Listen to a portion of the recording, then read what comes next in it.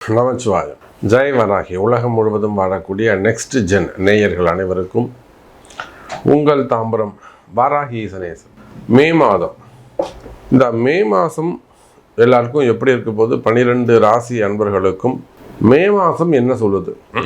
மெயினாக இந்த மே மாதம் சனி செவ்வாய் சேர்க்கை. பொதுவாக ஜாதகத்தில் எந்த இடத்துல எடுத்துக்கிட்டாலும் சனியும் செவ்வாயும் அந்த ஒரே கட்டத்தில் சேர்ந்து இருப்பார்களே, ஆனால் அது ஒரு மிகப்பெரிய தோஷம் அப்படிலாம் சொல்கிறாங்க. என்னை பொறுத்த வரையிலும் அது தோஷம். மூல நூல்களில் கூட அப்படித்தான் இருக்குது.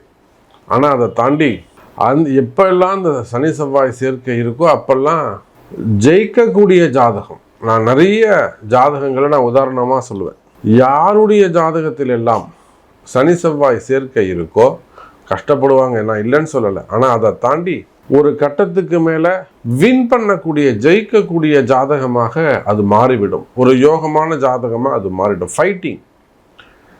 சனி ஸ்லோ பிளானட்டு, செவ்வாய் ஃபாஸ்ட் பிளானட்டு. அதனால் இவங்க இவங்க எடுக்கிற வேகத்துக்கு கால நேரமும் ஜாதகமும் ஸ்பீடு கொடுக்காது. என்னெல்லாம் நினைக்கிறோமோ அதெல்லாம் காலதாமதமாக நடந்துக்கிட்டு இருக்கும். அதனால் அது நமக்கு எதுவுமே நடக்காத மாதிரி தோணும். இதுதான் அங்கே இருக்கக்கூடிய ரகசியம்.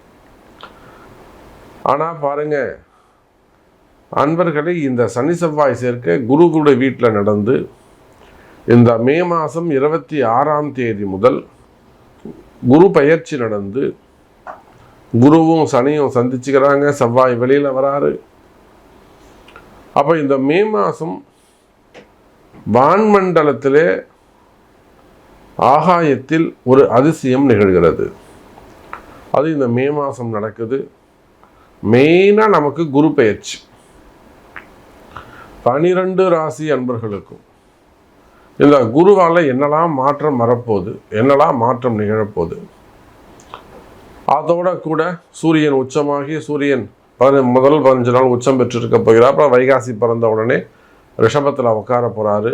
ஆட்சி பெற்ற சுக்கிர பகவான், சுக்கிரன் ஆட்சி பெற்றிருக்கிறார். அப்போ பல பேருடைய தலையெழுத்துக்கள் மாறும். பலருடைய தலையெழுத்து மாறும். ஒரு புதிய வாழ்க்கை ஆரம்பம். ஒரு இடம் மாற்றமாக இருக்கலாம், வேலை மாற்றமாக இருக்கலாம். புதிய வாழ்க்கை ஆரம்பம். ஒரு இடத்துல முன்பின் தெரியாத இடத்தில் உங்கள் வாழ்க்கை தொடங்க போகுது. அப்போ இந்த மே மாசத்துல சனி செவ்வாய் சேர்க்கை இருந்தாலும் பலரும் நீண்ட நாள் போராட்டங்கள் வெற்றி பெறும். யாருக்கெல்லாம் பார்க்கலாம் வாருங்கள். மகர ராசி அன்பர்களே, மே மாதம் மகர ராசிக்கு இந்த மே மாதம் ராசிக்கு 7ஆம் இடத்துக்கு வரக்கூடிய குரு பகவான். எல்லா நல்லதும் நடக்க போகுது. மகர ராசி அன்பர்களே, நீங்கள் பல பேர் என்கிட்ட சொல்கிறது, பல பிஸ்னஸ் பண்ணக்கூடியவர்கள், தொழில் செய்யக்கூடியவங்க, கம்பெனி வச்சு நடத்தக்கூடியவங்க, அல்லது மெயினாக சுய தொழில் செய்யக்கூடியவங்க, ஓன் பிஸ்னஸ் பண்ணக்கூடியவங்க, கடைகள்லாம் வச்சு பண்ணக்கூடியவங்க, மெயினாக என்ன கம்ப்ளைண்ட் சொல்கிறீங்க? சார் எனக்கு நீங்கள் முடிஞ்சிடுத்துன்னு 7 சனி முடிஞ்சிடுத்துன்னு சொல்கிறீங்க, பட் நான் இன்னும் நார்மல் பொசிஷனுக்கு வரலை, அதே கஷ்டம் தொடருது, நான் என்ன சிக்கலில் இருந்தனோ அந்த சிக்கல் அப்படியே இருக்கு, நான் இன்னும் நல்ல நிலைமைக்கு வரலை. இதுதான் மேக்சிமம் எல்லா மகர ராசி அன்பர்களும் சொல்லி, எனக்கு 7 சனி முடிஞ்சிடுத்துன்னு சொல்கிறீங்க சாமி, ஆனால் என் கஷ்டம் தீரலை. அப்போ என் கஷ்டம் எப்போ தீரும்? எனக்கு இந்த மாதிரி பிரச்சனை இருக்குது. ஃபேமிலி பிரச்சனையாக இருக்கலாம், குடும்ப பிரச்சனைகளாக இருக்கலாம், கணவன் மனைவி பிரச்சனைகளாக இருக்கலாம், அல்லது அதுதான் மெயின் பணம் காசு தான். கையில் இருந்த காசுகளை மிஸ் பண்ணிவிட்டு, கையில் இருந்த காசை தொலைச்சிட்டு ரொம்ப ஒரு டைட் பொசிஷனில் வந்திருப்பீங்க. பைசா இருக்கிறவரில் எல்லோரும் இருந்திருப்பாங்க. பணம் காசு போயிடுச்சுன்னா எல்லாமே போயிடும். வீட்டில் ஒரு மரியாதை இருக்காது, இல்லை பேச்சு வார்த்தை இருக்காது, தனித்தனியாக படுத்துக்கிறது. அதே போல் கணவன் மனைவியிலேயே பிரிவினைகள், கருத்து வேறுபாடுகள், மாமனார் பிரச்சனை, மாமியார் பிரச்சனை. அப்போ அந்த மாதிரி கருத்து வேறுபாடுகள், அல்லது உறவே இல்லாமல் இருக்கிறது, தாம்பத்தியம் இல்லாமல் இருக்கிறது, இல்லைனா வேறு இடத்துல ஏதேனும் போய் சிக்கலில் மாட்டிக்கிறது, ஆசைப்படுறது. அப்போ இந்த மாதிரியான பல சிக்கல்கள் மகர ராசியில் மெயினாக பணப்பிரச்சனை தான். பணம் தான் காரணம், வருமானம் தான் காரணம். அப்போ வருமான பிரச்சனைகளாக இருந்தாலும், இல்லை சேவிங் இல்லாமல் இருக்குது, பணங்காசு சேர்க்க முடியல, ரொம்ப ரொம்ப முக்கியமானது வருமானம், வேலை வாய்ப்பு. எனக்கு இன்னும் சரியான வேலை கிடைக்கல சாமி, எனக்கு இன்னும் பதவி உயர்வு கிடைக்கல, ப்ரமோஷன் கிடைக்கல. ஸோ நிறைய எதிர்பார்ப்புகளோடு காத்திருக்கக்கூடிய மகர ராசி அன்பர்களே, இந்த மே மாதம் ராசிக்கு 7ஆம் இடத்துல குரு பகவான் வருகிறார். உச்சம் பெற்ற குரு பகவான் 3-12 கூடிய குரு இவங்க ராசியை நேரடியாக 7ஆம் பாவத்திலிருந்து பார்க்க போகிறார். அப்போ குரு பார்க்க கோடி நன்மை, கவலை வேண்டாம் மகர ராசி அன்பர்களே. நீங்கள் ஒரு 3 வயசு குழந்தையாக இருக்கலாம், 7 வயசு குழந்தை, 10 வயசு குழந்தை, உடம்பு சரியில்லாமல் இருக்கிறது. சின்ன குழந்தைங்களுக்கு நம்ம வேறு என்ன சொல்ல முடியும்? உடல்நிலை ஆரோக்கியத்தில் ஆட்டிசம் ப்ராப்ளமாக இருக்கலாம், இல்லை சம்திங் பிறக்கும் போதே சில பிரச்சனைகள் இருக்கலாம். அதுக்காக நீங்கள் நிறைய அந்த குழந்தைகளுக்காக நிறைய மெடிக்கல் எக்ஸ்பென்சஸ், ஆஸ்பத்திரிக்கே செலவு பண்ணி கடன் ஆகிட்டேன், புரியுதா? ஆஸ்பத்திரி பெரியவங்களுக்காக இருக்கலாம், பிள்ளைங்களுக்காக இருக்கலாம், அல்லது கணவன் மனைவியாக இருக்கலாம், சிறு சிறு விபத்துக்களாக இருக்கலாம், மருத்துவ செலவுகள், அதிகப்படியான மருத்துவ செலவுகள், இதெல்லாம் பணம் வீண் விரயமாக இருக்கலாம்.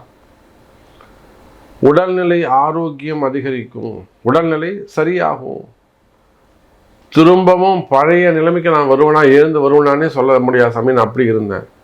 கவலை வேண்டாம் மகர ராசி அன்பர்களே, ஆயுள் பாவம் அதிகரிக்கும், மன பயம் வேண்டாம். அதே போல தான் கடன் சுமைகள், கடன் பிரச்சனைகள், வம்பு வழக்குகள், கோர்ட்டு கேஸு, அது போலீஸ் கேஸாக இருந்தாலும் சரிதான், வம்பு வழக்குகளாக கோர்ட்டு கேஸாக இருந்தாலும் சரிதான்.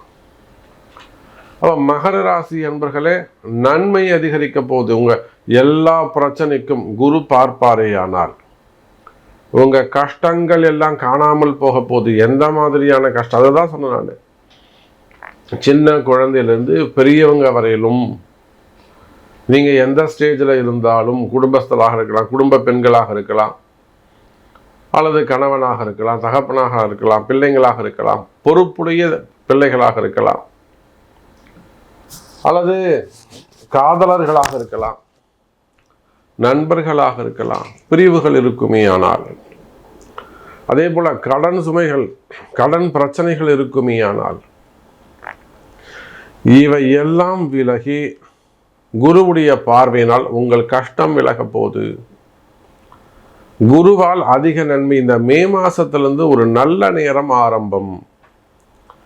அப்போ உங்க பிறப்பு ஜாதகத்தின்படி ஒரு நல்ல தெய்வத்தை, ஒரு குருவை வழிபாடு செய்கிறது, ஒரு ஜீவசமாதி வழிபாடு செய்கிறது, ஒரு ரிஷிகளை வேண்டுவது, அல்லது சித்தர் பெருமானை வழிபாடு செய்வது, அப்போ சிவாலய வழிபாடு செய்வது. அப்போ இந்த மாதிரி தெய்வ வழிபாட்டை கையில் எடுப்பீர்களேயானால் பரிகாரங்கள் கை கொடுக்கும். இன்னும் சொல்லப்போனால் மகர ராசி என்பர்களே, இந்த மே மாதத்திலிருந்து